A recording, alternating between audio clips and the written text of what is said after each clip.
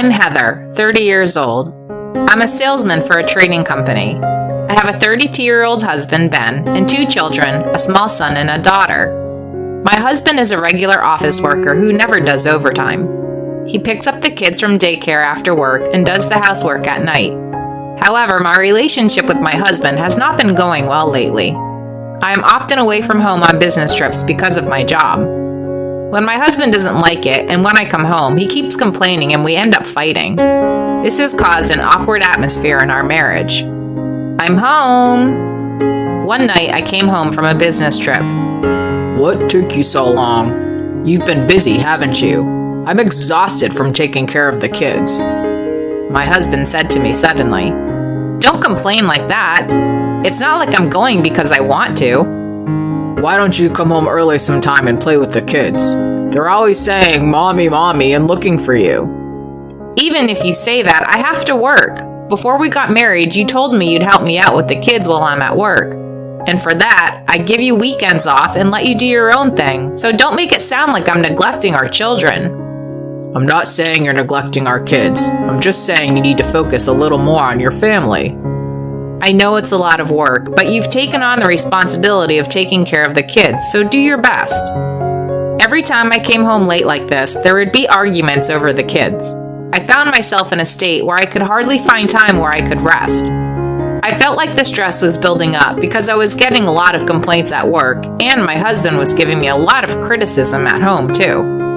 Then one day, I happened to be at home when I heard my husband's phone on the table beeping. I looked at it and saw a message that appeared to be from a woman. What is this? It wasn't a work call, was it? I just couldn't make out what it was. At the time, I didn't take it too seriously, thinking it was probably a call from a friend.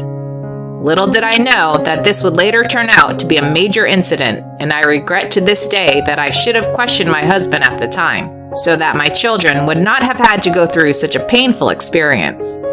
In the midst of all this, I decided to go on a business trip away from home again. This time, it will be a long trip, 4 days and 3 nights. A meeting for a large project I was to take on was to be held at the headquarters of the client's company. It's a great opportunity for me to advance my career.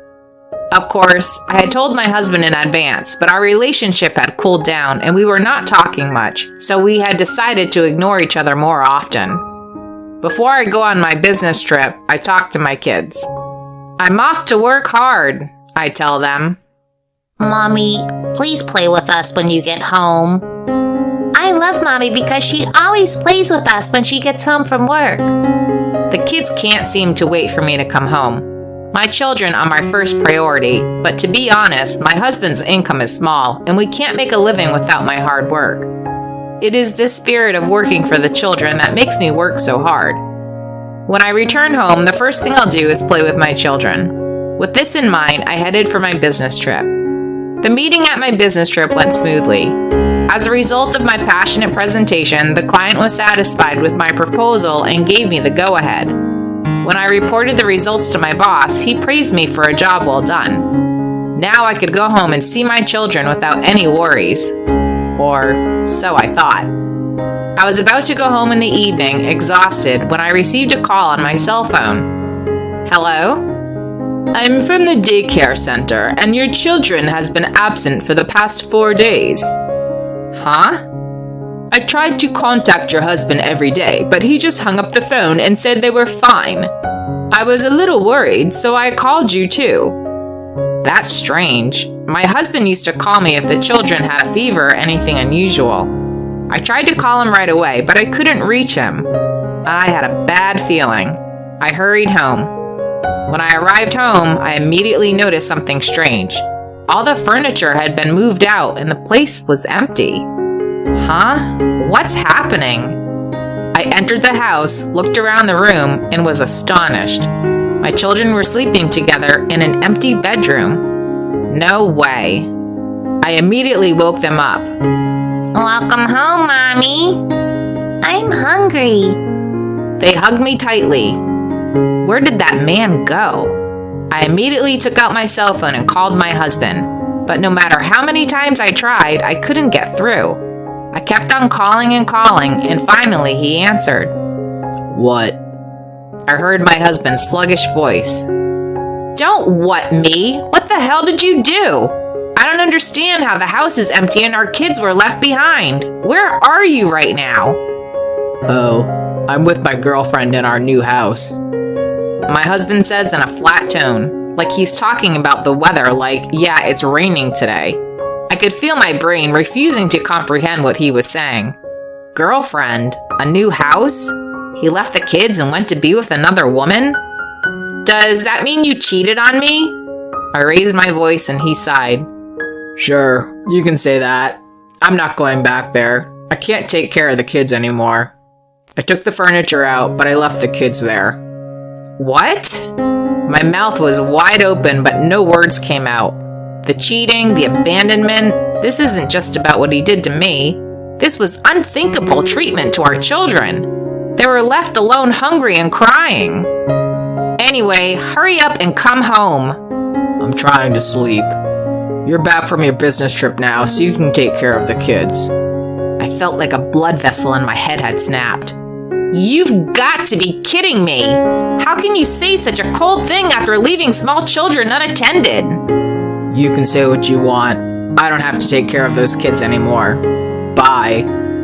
With that, my husband hung up the phone. Later, my daughter got a fever, so I took her to the hospital. I'm glad you came home early.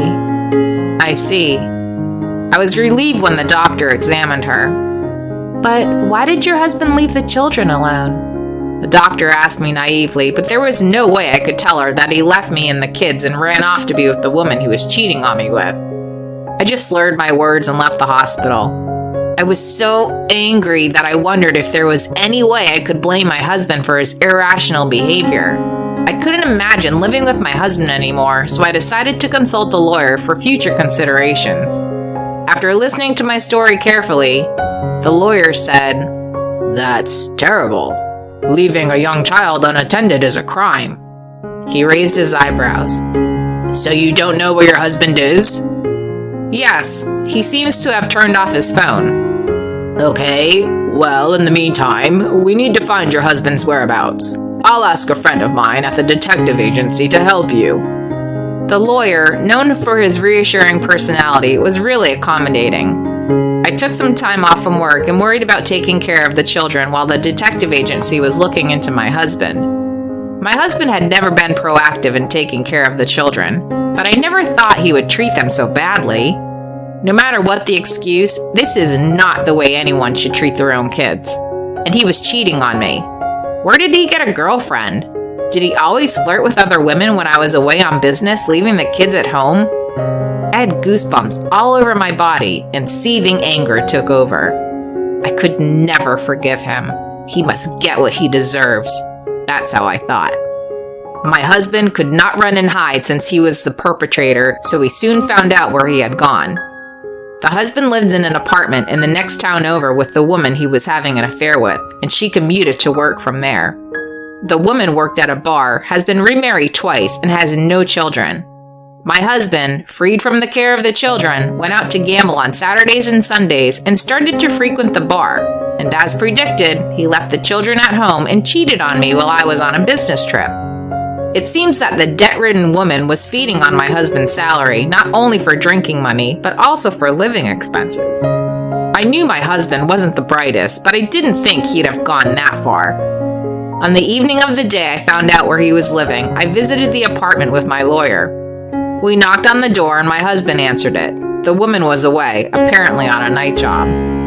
"Oh, it's you." My husband stared at me, looking bored. "What you did was a crime. Can you even understand that?" I immediately cut to the chase. My lawyer explained the importance of legal responsibility as a parent who should also protect the child. He then proceeded to explain to him how we should move forward in our marriage, but he wasn't listening. I know, but I couldn't stand the thought of having 2 kids to take care of. I just wanted my freedom. My husband's words were truly pathetic and unacceptable. Besides, there are many men in this world who are raising several children on their own. I take care of them all weekends, and what's so hard about taking care of your own kids for a few hours after work during the week? Even if it's hard, is that the reason to cheat on your wife and move out of the house? What you're saying is just excuses, just weak talk. Did you plan to become a criminal and run away if something happened to your kids? Did you think that life would go on like that? How could I think that? If you, a woman, had stayed home to take care of the kids in the first place, there wouldn't have been any problems. Why is he talking with such old-fashioned thinking? I'm mortified. My husband thought this wasn't his fault and was not willing to budge from his position. I gave up, thinking, oh, this is a complete disaster. I don't regret having children, but marrying you was the biggest mistake of my life. A man who disrespects the life of a child is the worst kind of human being. Call me what you want. I'm free to live my life. I wonder if he has no sense of guilt or remorse. My husband's behavior was so out of control that I was disgusted. My parents-in-law, shocked by the disappearance of their son, who had neglected their child and ran off with a woman, rushed to my place, got down on their knees, and apologized. It was not their fault, and I accepted their apology softly. It was my parents who were furious from the bottom of their hearts. Of course they were. What grandparents wouldn't be angry when their adorable children are left unattended for long periods of time? But I offered to take the heat for the whole thing and asked my parents to stand back. After talking it over with my lawyer, I decided to file a civil suit against my husband and the woman he was cheating on me with a view of criminal charges for neglecting my children. My husband refused to acknowledge the fact that he had committed a crime. At the trial, he admitted that he had left the children, but he evaded saying that he did not intend to put the children in danger. I stared blankly at the court proceedings. How could I have let this happen? I slowly thought back to the time when I met my husband. When we first got married, he was kind. He was a good man who respected my opinion, even if he was a bit of a pain in the ass. But after we got married and had a baby, his attitude changed. He did not like children, and I could not see the underlying problem. The trial didn't take long, and I won the case. Then the police got involved. My husband was questioned on charges such as protective custody, and because it was his first offense, the charges were dropped. However, this was a de facto conviction. I took this opportunity to ask my husband for a divorce, and we became strangers. I would never see him again. After that, my parents, who were worried about their grandchildren, came to visit us frequently. The children seemed to enjoy seeing their grandparents very much. It must have been so hard for you. I'm so glad they are safe. My mother looks back fondly. My father was still furious with my ex-husband. I also filed a claim against the woman with whom my husband had an affair. I wonder what she's going to do. She closed her bar and fled the apartment at night, and I don't know where she went after that. My ex-husband was fired from his job because of his crime and is now living alone in a cheap apartment. Either way, it's none of my business. This was the most shocking event in my life. I never thought that my husband would abandon our children and run off with a woman whom he was having an affair. I realize that no one can predict what will happen in this world. But then something wonderful happened to me. As you may have guessed, I was set to get married to a new man. It was with a senior colleague from the same company I work at. He had been watching over me with great concern over what had happened. I was shocked and emotionally distressed, but I was able to maintain my peace of mind by talking to him about it, and gradually I was drawn to him. I asked him out, and he accepted, even knowing that I have 2 children. He loves children, unlike my ex-husband. I think they liked his kind and cheerful personality, and our children took him in immediately, and we got married soon after. A few years later, when they were a little older, I asked them about their father. They both had a vague recollection of their father, but they told me that he had left them to watch TV when they were hungry. You can never underestimate a child, especially one who remembers the most shocking things, including how they felt at the time. Maybe it was traumatic for them. We have to bear the responsibility of raising our children. As I looked at the 2 children playing with their new father in the park, I thought about the life that lay ahead of me.